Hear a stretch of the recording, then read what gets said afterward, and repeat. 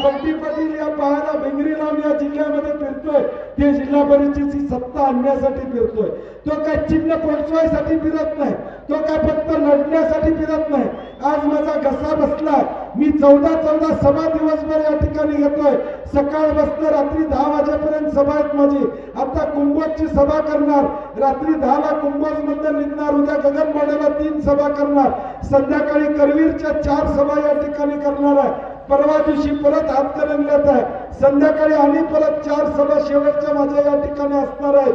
पुढचे गेले 15 दिवस या कोल्हापूरमध्ये काँग्रेसला ताकद देणं, काँग्रेसचे सदस्य निवडून आणणं आणि महाविकास आघाडी, शेतकरी संघटना, शिवसेना आणि काँग्रेसची सत्ता आणणं हे एकच टार्गेट बंटी पाटलाचं। आणि हे टार्गेट पूर्ण करण्यासाठी मला सोनालीताई, कपिल पाटील आणि उत्तम हे दोन्ही उमेदवार निवडून द्या। या जिल्हा परिषदवर काँग्रेसचा झेंडा फडकवल्याशिवाय बंटी पाटील का बसणार नाही हा विश्वास देतो।